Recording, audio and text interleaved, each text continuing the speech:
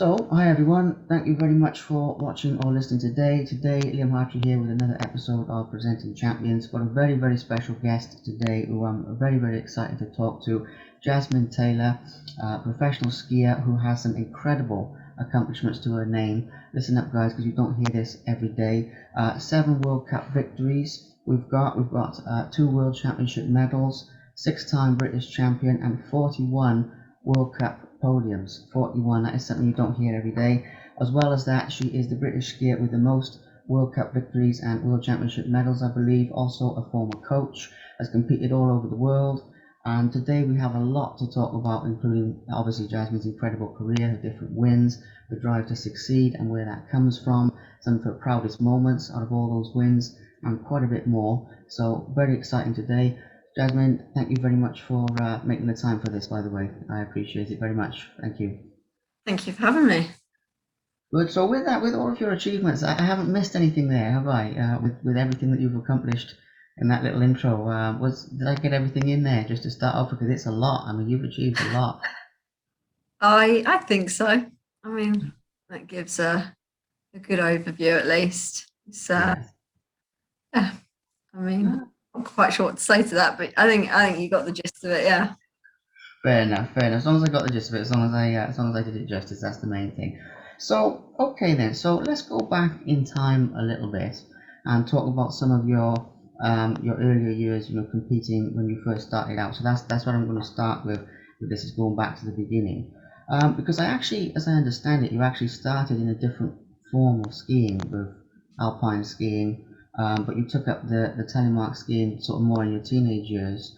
So what was it that inspired you to sort of transition, when we look back in time to the telemark style? And I know you're across a few different disciplines as well, but with that being your focus, what was the initial inspiration for that when we go back to those early years? So yeah, like you said, I was an alpine skier, and I originally started on the dry slopes in the UK, in Ipswich, where I'm. Mhm. Um, and I got in the race team, and I always knew from a young age, well, as soon as I started, really, that okay, I really love this, and it's something that I really want to do all the time. So I was, I suppose, looking for a solution to how I can keep skiing. Excuse me.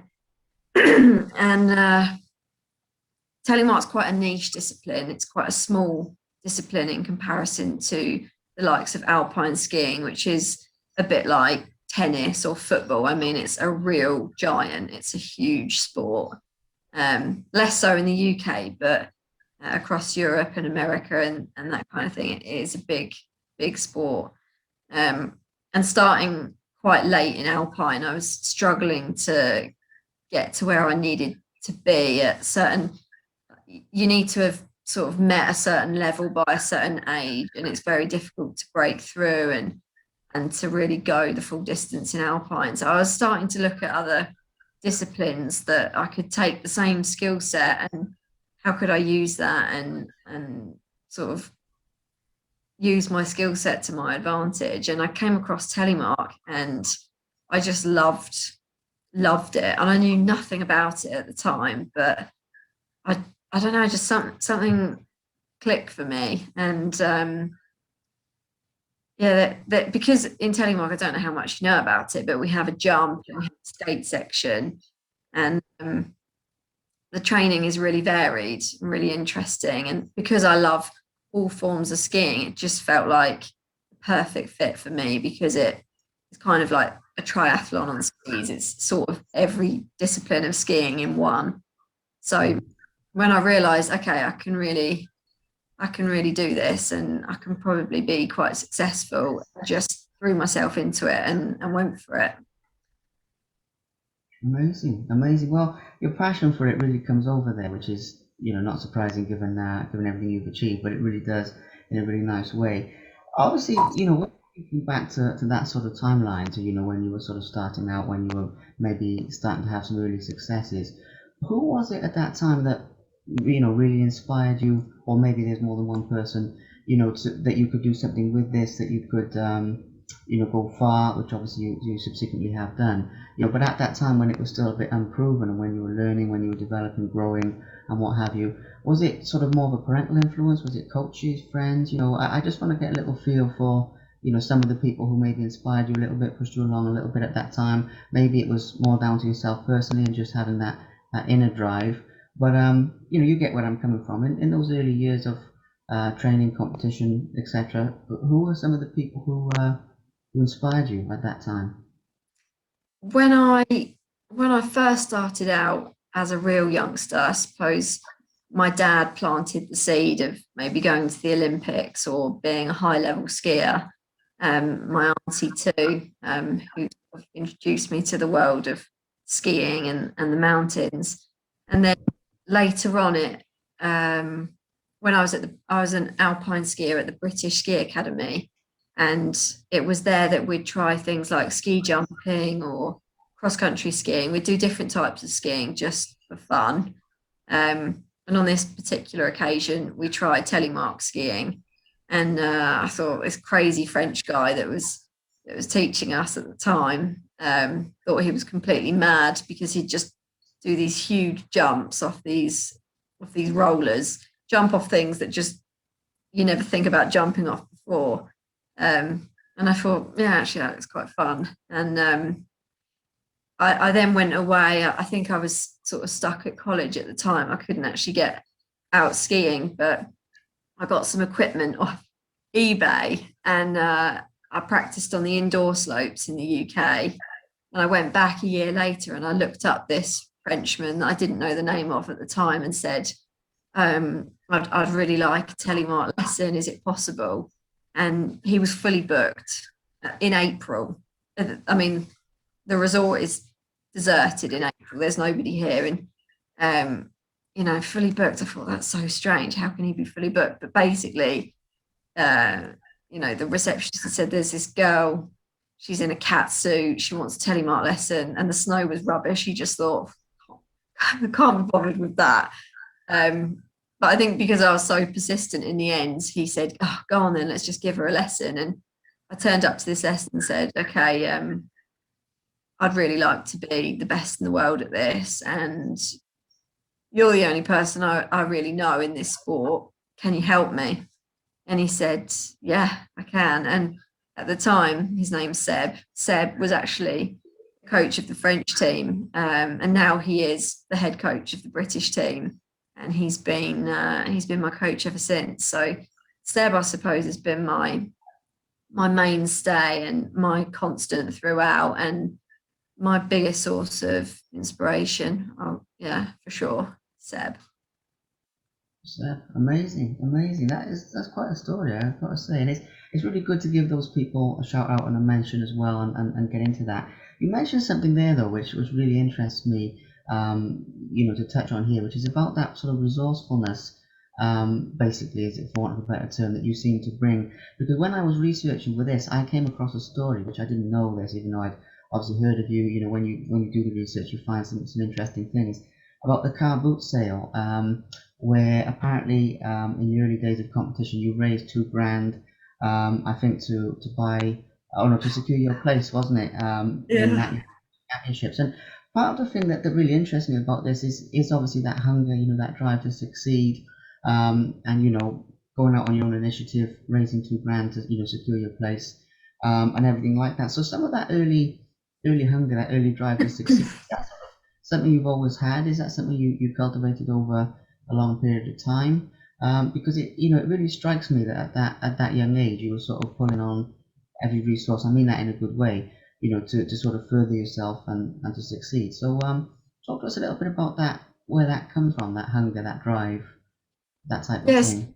Yes, I was so at 16 years old, I was ready to go. In my mind, I wanted to just go and do full ski seasons, train hard, and be the best I could be. I was very hungry, but my mum and dad said to me, "No, you need to finish your education, and you can't leave school at 16. You have to keep going at least until you're 18 years old." So this was sort of the deal. Okay, I'll finish what I'm doing.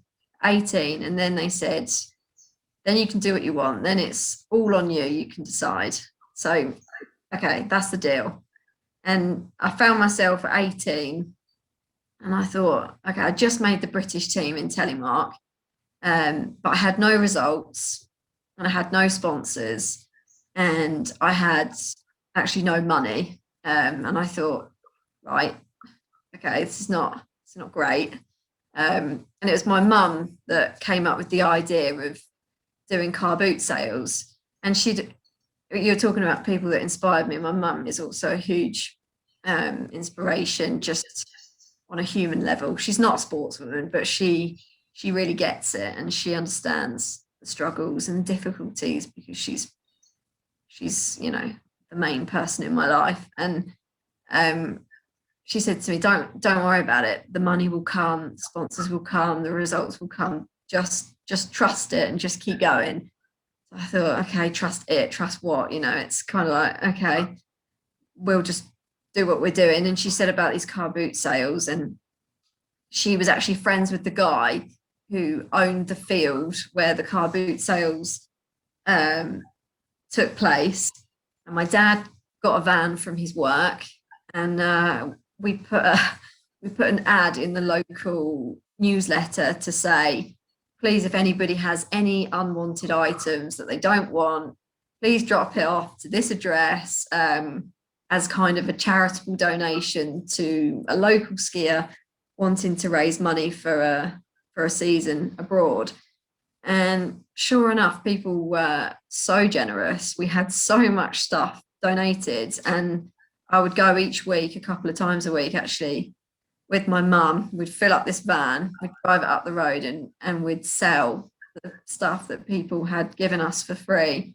And it was actually, 2000, I think just shy of £2,000, but it was enough to get me to the British champs, where I won.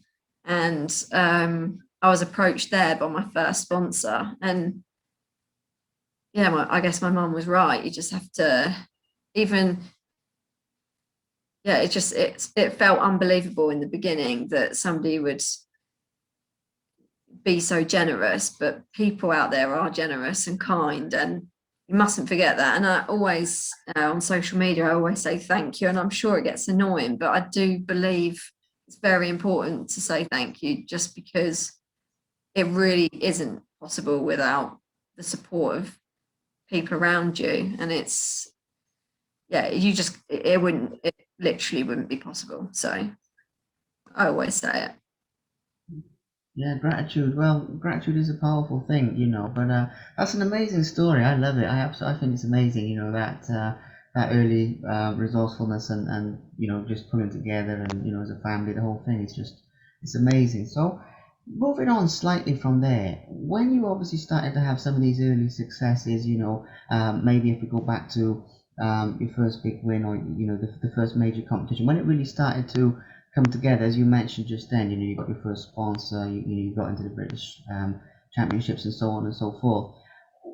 People often talk about the competition from what the competition was like itself, and feel free to share about that. But I'm also curious to know, when you have your first big achievement, or it really starts to come together, what actually goes through your mind in a moment like that. It must be an amazing feeling. When I ask this of different sports people, some of them describe it, some of them say you can't put it into words, and they say different things. But in your own words, when it started to pay off, for want of a better term, after some of this early struggle, what was sort of going through your mind at that time? Maybe specifically in the competition itself, or maybe just in that general timeline. If you get where I'm coming from with this side of things. Um, I think I might be the exception to the rule on this one, because I developed this horrendous imposter syndrome. Um, I actually really struggled with it. I kind of had this feeling that I genuinely cannot quite believe what I've done. And I didn't understand how I'd done it. And it freaked me out. Actually, it properly freaked me out because I thought I don't know how to repeat it. I've done this amazing, I've had this amazing achievement, which everybody's super proud of me for and congratulating me. And I have no idea how I did it. I just turned up, it happened, and it terrified me, actually. Wow. Okay, that's fascinating, to be honest. I Yeah. mean, I understand it. No, I mean, definitely, it does make sense, where you're coming from, but you almost couldn't believe it. That's really something. Has that feeling changed now after obviously, winning so much and, consistently being at the best of your game, or do you still get that? Do you still feel like that now after obviously, the 41 World Cups and everything else I rattled off at the beginning? Do you feel differently now when you win? I do feel differently now. Yeah, I do. I do feel that I understand the ingredients, the formula of how you must approach something in order to be successful. And I master that much better now. So I'm actually able to have consistency. But now looking back to the early days, my first World Cup podium, my first World Championship medal, now I understand why that was successful. But at the time, I can remember feeling very happy, very pleased with myself. But then when I got into bed at night, just thinking, how do I do that? How do I do it again tomorrow? I actually have no idea. And the next day, I would then have a very poor performance because I was so anxious about, I don't know what I'm doing. I was just totally confused. But yeah, now I actually think, okay, that was a good day. Same again tomorrow, or try and change this tomorrow. Um, so yeah, I feel a much. I suppose you have a sense of maturity as you go through this process. Mm. Yeah, it does make sense. It really does sound like a sort of like you've sort of grown into it in a way, over time, and it makes a lot of sense. It's fascinating to get an insight into that sort of mental side of it, because I think a lot of people overlook that when they're talking about sports, even though it's primarily physical. You've got to have that sort of strong mental game. We'll come back to some of your achievements themselves in a moment, but for those of us, sort of outside of the world of skiing, fundamentally, let's talk a little bit about the training. And what the sort of daily routine, or the sort of training consists of. Whether it's different on the build up to a big competition. I know obviously you train between the UK and France as well, so we can touch on that. But in terms of practicing, training, anything like that, just to get an insight into what your life is like, basically, in that aspect. Because obviously with this interview, there'll be people watching this who know all about skiing, and there'll be people who don't know that much about it. So I also try and cater for both, and I want to get an insight into, well, into the training, basically, to what you go through. So could you share with us? It's probably a simple one. You probably get asked this a lot, but still, can you share with us a little bit about that and about how it goes and what the training regime is like, please? Uh, well, firstly, you divide the year up. So you have your competition phase, you have your pre-competition phase, which we call pre-season, um, and you have your off-season. So off-season consists of actually some downtime at the beginning, and then physical preparation. So making sure that you're that you're strong, fit, uh, coordinated, physically balanced, that kind of thing, and probably between, I don't know, 10 to 20 hours training a week with that kind of thing. And that will involve strength conditioning training in the gym, or roller skiing for me, trampolining, running, cycling. Trying to think now. This is now at the longest period of time that I haven't done that kind of stuff. But yeah, it's all that sort of thing. And I work with my strength coach, Dan Donnelly, on that, who I originally found through the University of Suffolk, um, which is where I also happened to study. I've recently graduated, but um, there's also quite a lot of mental preparation as well. So I have a sports psychologist who's also based at the same university, and um, I kind of built this physical preparation base around university. So Manos, my psychologist, is somebody who really helped me set that up and figure out what I needed in order to go forward. Because it's not just about physical preparation; it's also the mental side of things, and also physiotherapy to make sure that you're rehabbing and prehabbing, because it's grueling, it's tough on the body to be a professional sports person. And then you move into pre-season, which is on the glaciers. So we're training at 3,000 meters because September, October, November, there's not enough snow lower down on the mountains. So we have to go higher up.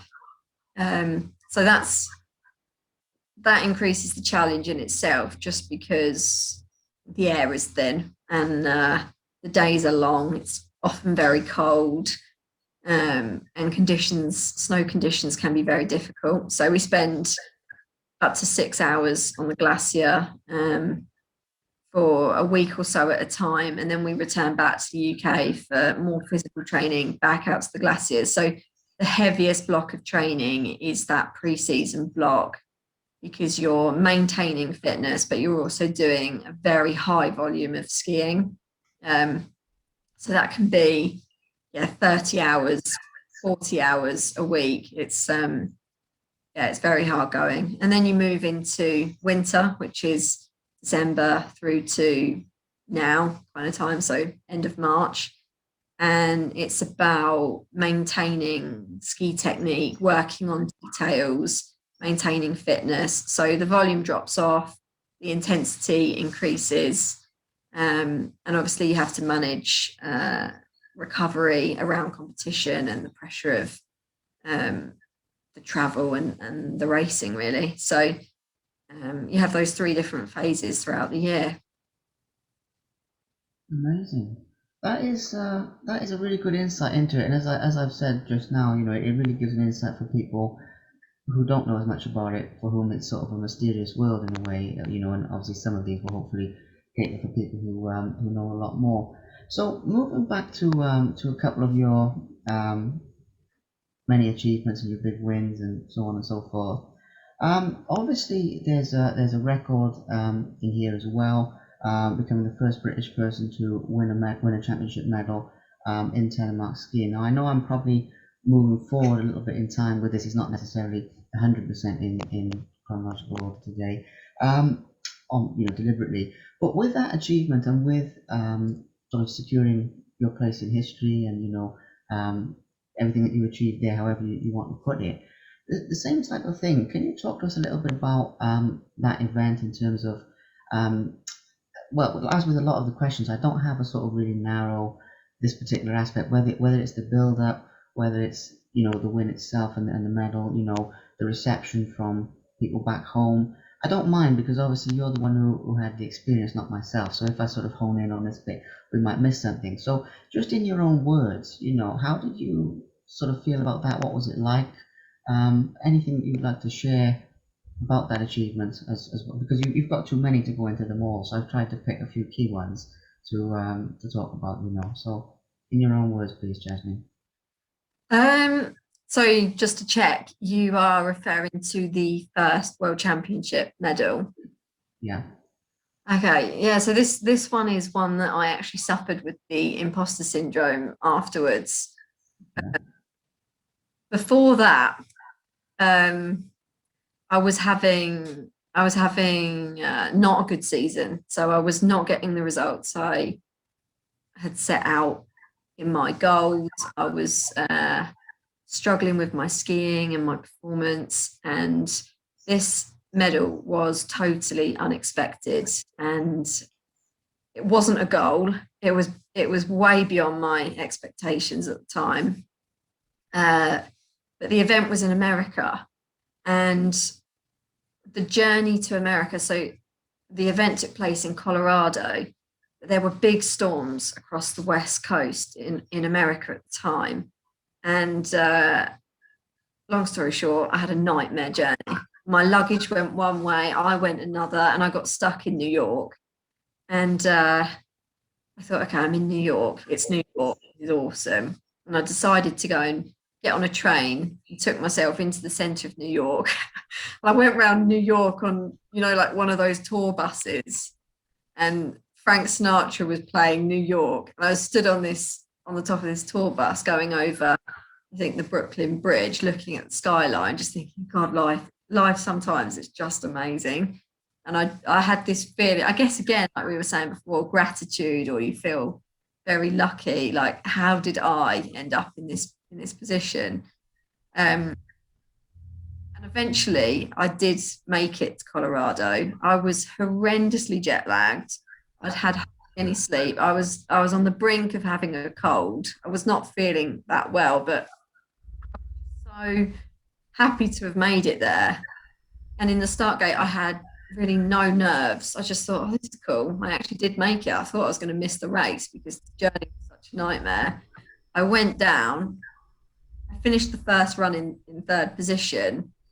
And I remember just going into the bathroom, like washing your hands and looking at myself in the mirror, thinking, how did you do that? How did you manage that? It just doesn't make any sense because you put in so much time and effort and so much importance on what you eat and what time you go to bed, and is my training optimum, and is my fitness right? And you try so hard to have everything perfect, everything goes wrong, and then it all falls into place. It just didn't make sense in my mind. um, and I remember sort of having a pep talk with myself, as if to say, we've got the second run to do here. Don't choke. don't don't mess it up. Just keep it simple. Just ski, and what happens will happen. And that's what I did.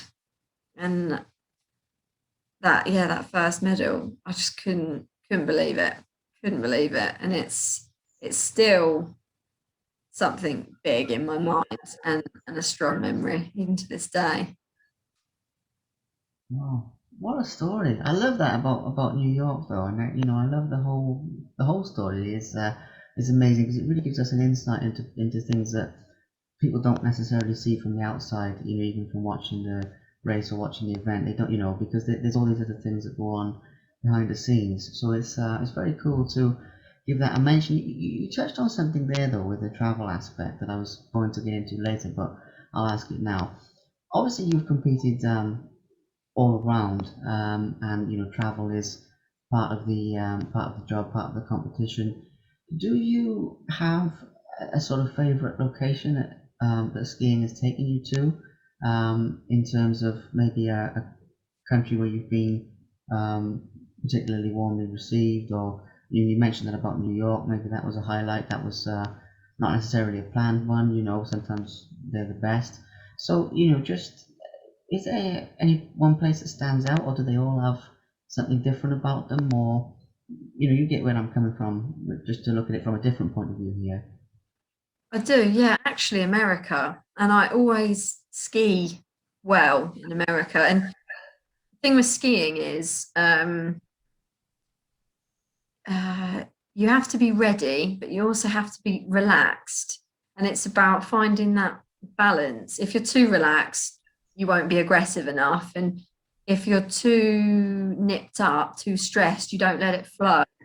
And in America, I I feel a bit that I'm on holiday, but I'm also really motivated to race just because it's so novel and exciting. And actually, I'm always motivated. More my trouble is keeping calm, or not getting overwhelmed or too stressed. I'm too far that way, if anything. So um, as soon as I find the key to enjoy something, or or to just think, just let it go. doesn't matter, just go for it. Then things fall into place for me. And I just seem to find that easier or easily in America.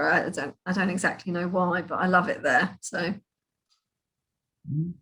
Amazing. That is fascinating as well. And with the relaxation aspect that you've got to relax into it, I find that really interesting. But the fact that certain locations bring that out, it makes sense. Sometimes we just vibe with the place or whatever, so I can understand that. It does make sense. As I mentioned earlier on, with all of your achievements and everything that I rattled off at the beginning, there's too many to get into them today. So this is sort of a similar question to favorite places, but it's a little different in terms of everything you've achieved and the wins and the medals and just the world records and all of these different things, British records, I should say, and all of these different things. Is there one that you're most proud of, or maybe more than one, or something? Because one of the things I was thinking about this, when I was doing the research, and I was thinking, with the 41 World Cups, I was thinking, how do I break this down into something that's manageable? And I thought, well, actually, what would be interesting is to get your insight on maybe one or maybe more than one that stands out to you out of all of them, because there's so many. At least from the outside looking in, there's so many that stands out as when you look back and you think, well, that was a special one, or that maybe there's more than one. I know we touched on the first medal just now, so that's got to be in there. But are there others that really stand out to you as being your proudest moments? It'd be good to get into that a little bit. um, It's a big one, so sorry. yeah, it's a tricky question. It's a good question. I don't know really. It's funny because I tend to feel a greater sense of achievement or pride in mastering, say, the jump in telemark or the skate uh, or the skiing section. If somebody were to say to me, "Oh, you skied amazingly that run, and it was just brilliant to watch you ski," or "Your jump, you went so far, and the landing was perfect," I'd actually feel um, a greater sense of achievement from that. Somebody taking note of, or me feeling a sense of improvement is more important than the actual label of the result. And it's lovely to have results, and I'm a sucker for a medal. We all we all like trophies, but I think in the end, when you look back, you can't actually remember the result that day, or the time you were behind the winner or ahead of this one or ahead of that one. What's more important is, it sounds really cheesy, but sort of like the happy moments along the way, and the people you meet, and the things you learn, the life lessons, and the way you improve and develop as an athlete and a person. Um, I kind of feel sometimes someone will say that they watched me race and they felt very happy or moved, or they were just, I had a good result and they were really elated, something like that. And that's such a compliment. And I'd never even considered that me skiing may have an effect on someone else's happiness. But then you think about it, and if your football team win, you're having a good day. And it's yeah, that's where you realize, sport is something to believe in and something to follow and get behind. And it's a really nice feeling when you have an impact for the greater good, if you know what I mean. That's probably the nicest thing about all those achievements, is that somewhere somebody might feel that because I've done it, they can do it too, which is of course true.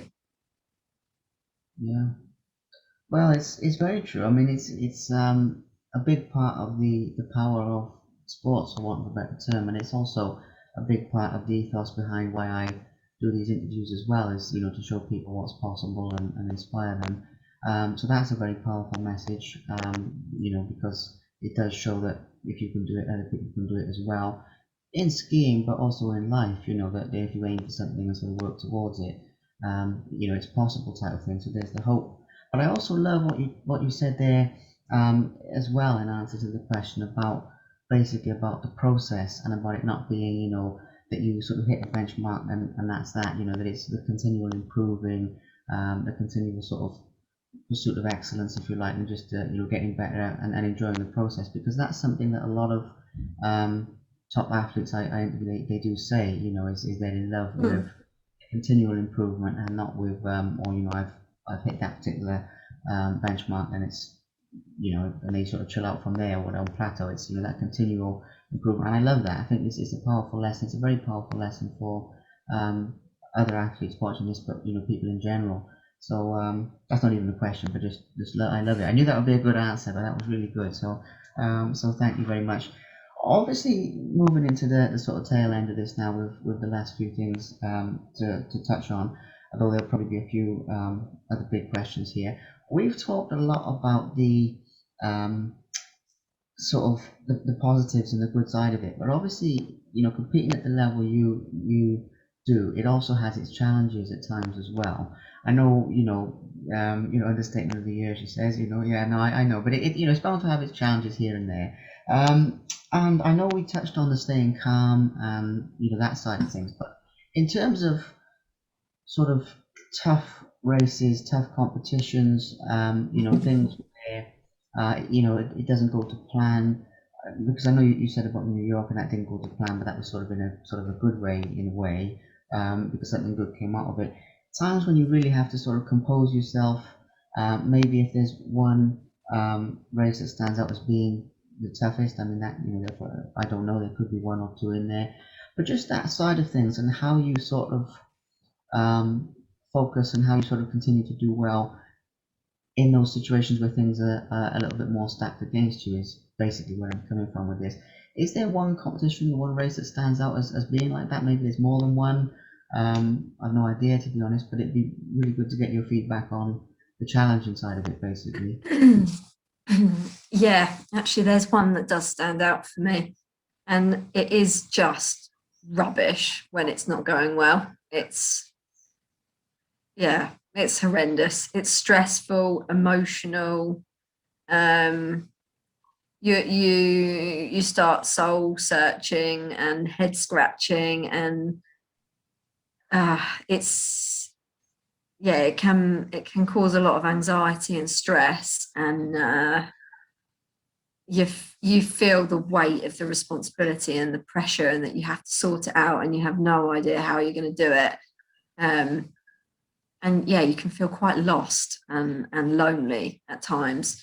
But I think the difference between the winner and perhaps not the winner is just that the winner got up again and again and again and again, even when they didn't want to, even when everything was going wrong, stacked against them. You just have to find the strength to keep getting up.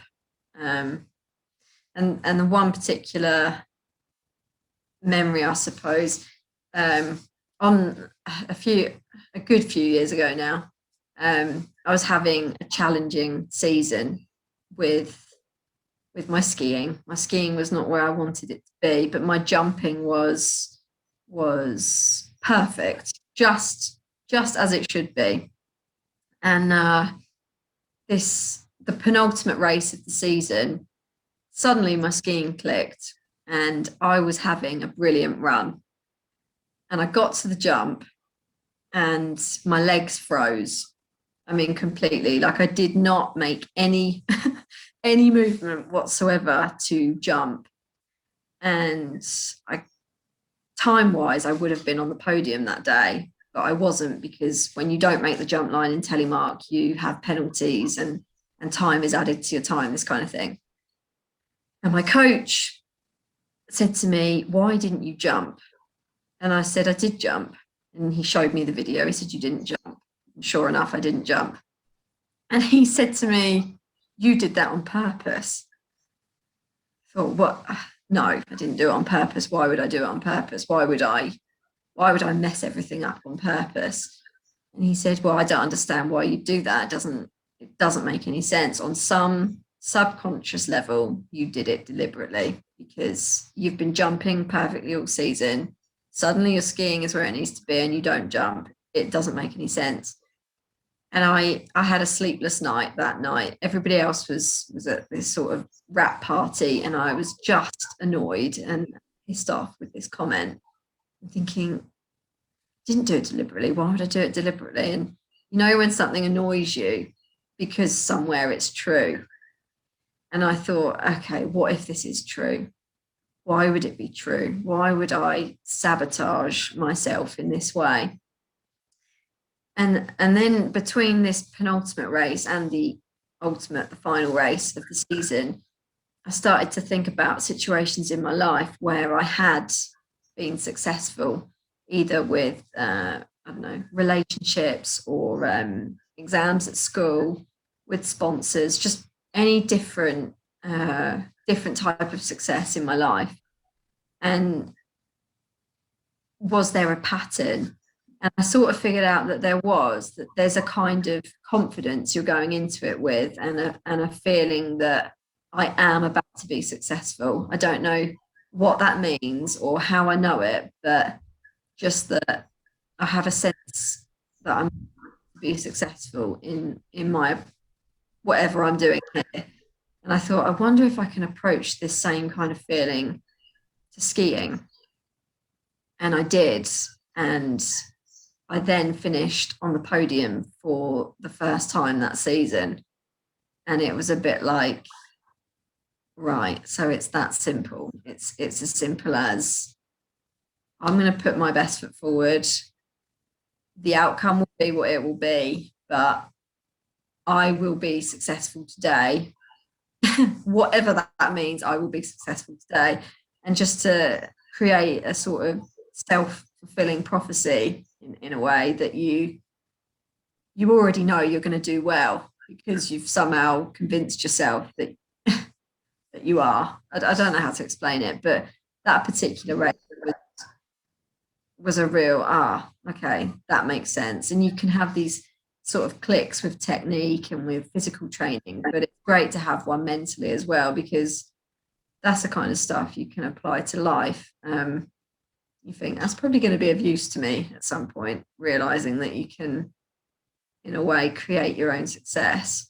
It's yeah, it's a funny one. I'm not sure I've made that make any sense, but there we go. It makes sense. It does make sense, actually. Yeah, I mean, everything you said so far has been brilliant, and it's it's actually very concise. But there's some really fascinating things, and with with everything you answered, there could be so many little things I could go into, but I'm just keeping it moving forward. But no, it does. It makes a lot of sense, and it really it shows people the other side of the coin, because I'm quite a positive guy, and obviously, we're talking about, this is great and that's great and everything, but obviously, achieving anything in life, whether it's in sports or whether it's in something else, it's not all sunshine and rainbows. I mean, there's really bad days and, really other types of things that happen.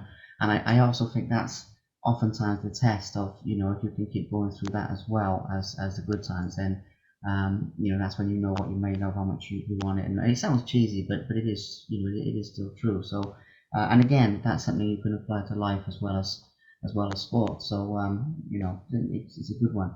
So the last couple of things then, because we've gone quite nicely in depth with this as well.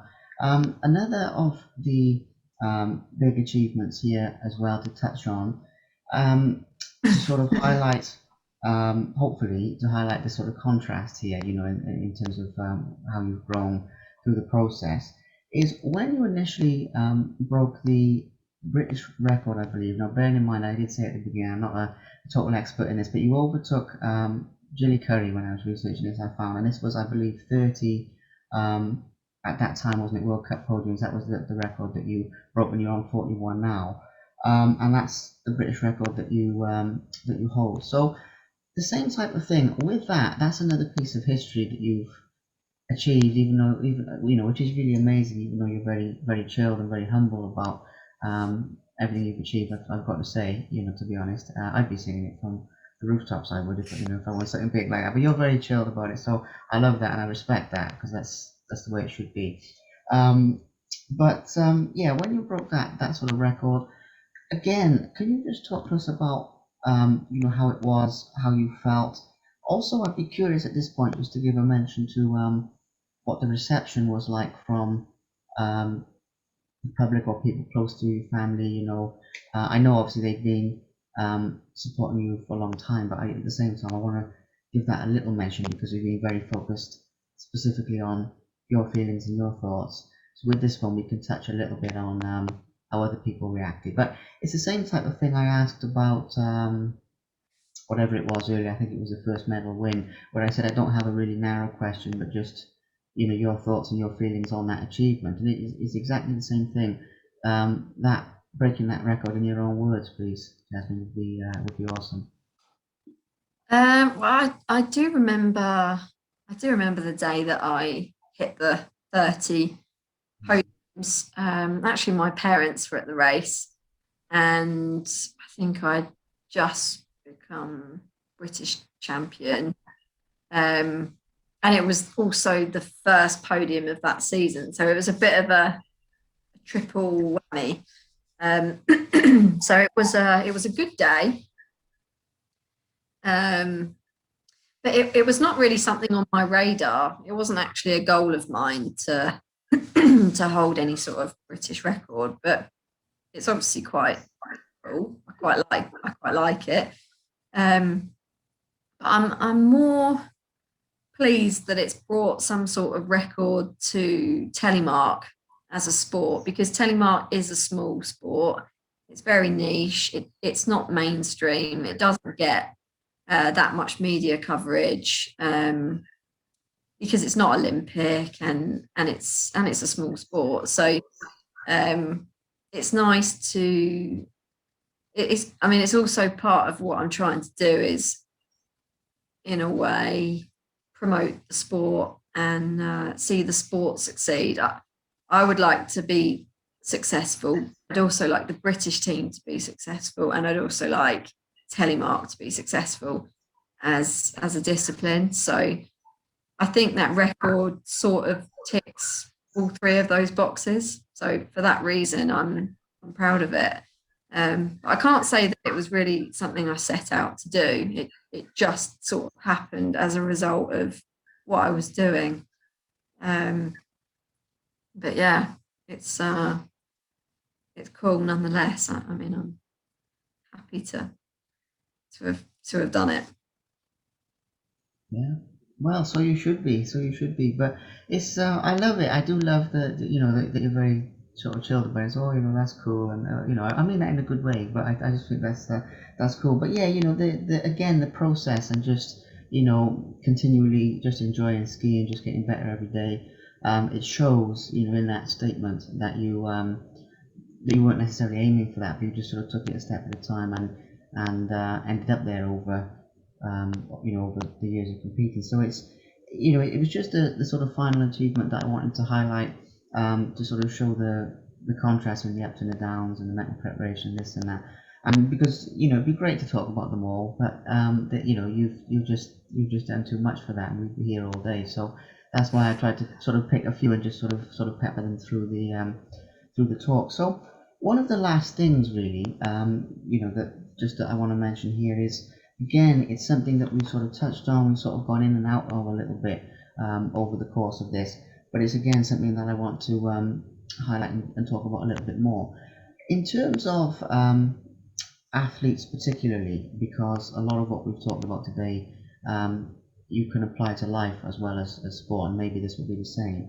But in terms of athletes who are starting out in their careers, or they're just getting going, they want to achieve something, I think you're sort of in a prime position to basically give them a little bit of advice and mention that. And I know obviously you're a very open person, so people can contact you. I know there's great coaches out there as well, people can go and see. But given the reach that this can have, being obviously being digital, being online and whatever, I really think it's a good opportunity to spread a little bit of wisdom from everything you've achieved to athletes coming through. And I know obviously you're quite young and you've still got a lot of years of competing ahead, but you're also sort of a veteran because of everything that you've achieved. If you get where I'm coming from with that. So if you had to give to young athletes just starting out, maybe one or two things like essential ingredients, like for cooking, that they need to do well in sport, whether it's skiing or whether it's just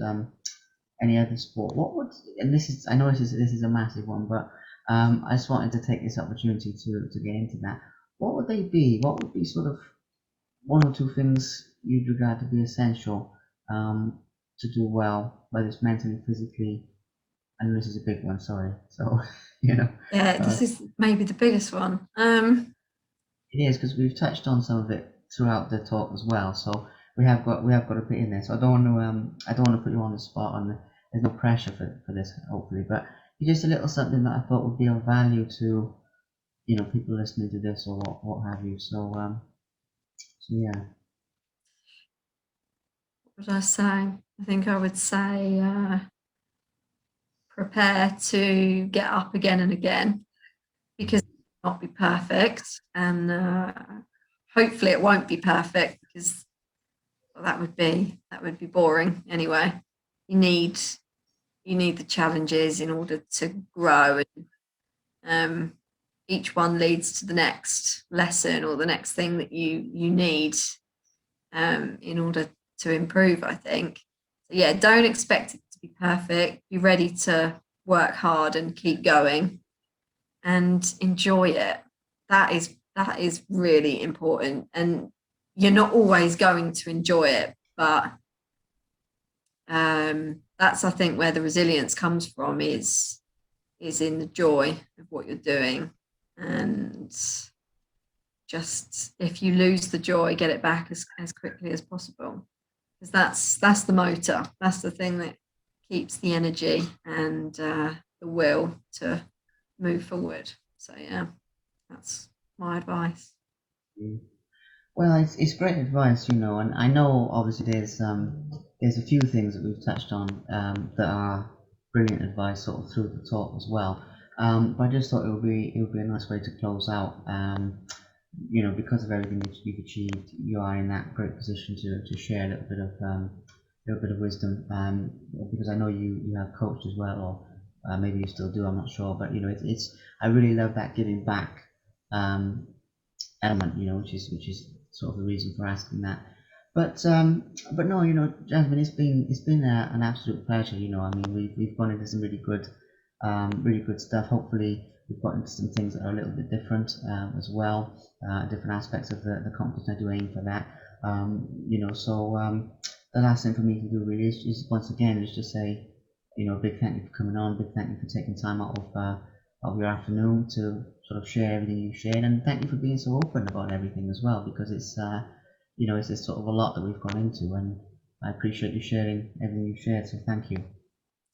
Pleasure. Thank you for having me.